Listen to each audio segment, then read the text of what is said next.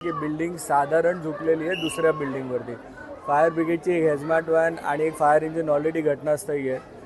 बिल्डिंगची seriousness बघता आजूबाजूला स्ट्रक्चरच्या मध्ये डिस्टन्स कमी असल्याकारणाने मी स्वतः इथे आलेलो आहे.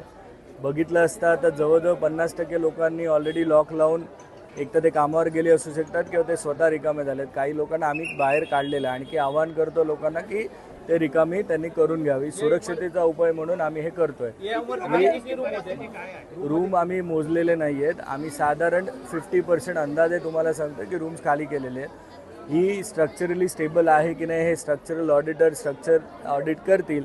त्याच्यानंतर हे घोषित करतील की हे इथे राहण्यास योग्यता आहे की नाही. नसेल तर त्या लोकांना आपण इकडे शिफ्ट करू.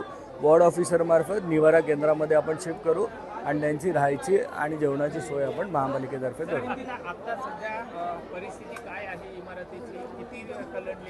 परिस्थिती असं किती इंचेसमध्ये कलंडली वगैरे असं नाही आहेत. साधारण ती झुकलेली दिसते. पण आता आम्ही आराम के साथ वरती जाऊन बघितलेलं आहे. पण टेक्निकल उत्तर मी तुम्हाला देऊ शकत नाही because I am not a subject matter expert. जे स्ट्रक्चरल ऑडिट आहेत तेच ऑडिटर आहेत ते तुम्हाला एक्झॅक्ट सांगतील या बिल्डिंगमध्ये काय प्रॉब्लेम आहे. पण जिन्यावरून जाताना काही ठिकाणी कठडे असतात, त्याचं थोडंसं सिमेंट निघालं आहे वगैरे असं दिसतात, सगळ्या दिसतात. पण स्ट्रक्चरली ते साऊंड आहे की नाही हे स्ट्रक्चरल ऑडिटर सांगतील. एकंदरीत परिस्थिती जर बघितली या साईडची तर साधी फायरची गाडी सुद्धा येत नाही. अशा अनेक धोकादायक इमारती असू शकतात. अशा वेळी आपल्याकडे काय उपाययोजना आहे? कारण आपल्याकडे कसं असतं की QR क्विक रिस्पॉन्स व्हेकल्स आहेत, काही फायर बाईक्स पण आहेत. आणि अशा ठिकाणी जेव्हा आपण रेस्क्यू ऑपरेशन करतो त्यावेळी आपल्याला पाण्याच्या टाक्यांची गरज नसते.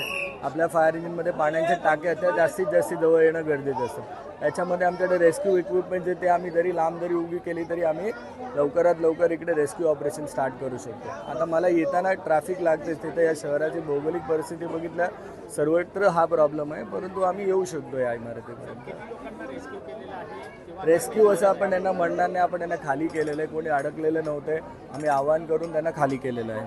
विरारमधील रमाबाई अपार्टमेंट इमारत दुर्घटनेच्या नंतर आता नालासोपाऱ्यामध्ये सुद्धा अशीच इमारत दुर्घटना होण्याची शक्यता निर्माण झालेली आहे. आणि नालासोपारा पूर्वेच्या ओमनगर या परिसरातली 4 मजली इमारत ही एका साईटला कलंडल्याची धक्कादायक माहिती समोर आलेली आहे. मी आता त्याच इमारतीच्या समोर उभा आहे. आपण जर बघितला तर ही दुर्गेश्वरी नावाच्या अपार्टमेंट नावाची 4 मजली इमारत आहे आणि ही पूर्णपणे अनधिकृत बांधकाम आहे.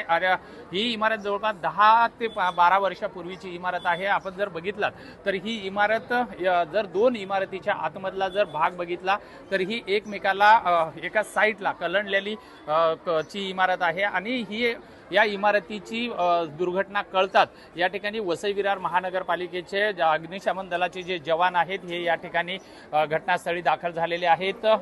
या इमारतीमध्ये जे रहिवासी राहत होते त्या अनेक रहिवाशांना जे आहे हे या ठिकाणावरून रेस्क्यू करण्यात आलेला आहे. एकंदरीतच जर बघितला तर इमारतीमधला हा जो भाग कलंडला जात असल्यामुळं अनेक रहिवासी जे आहेत हे चिंताग्रस्त झालेले आहेत.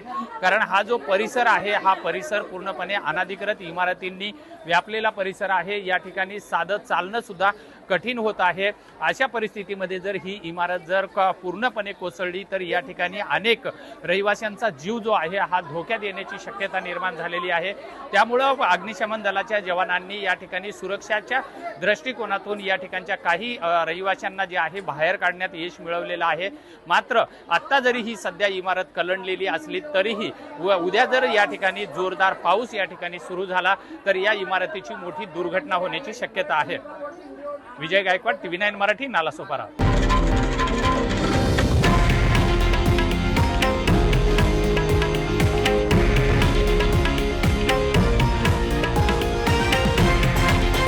हे आहे देशातील नंबर 1 न्यूज नेटवर्क आणि आपण पाहत आहात TV9 मराठी, एकमेव.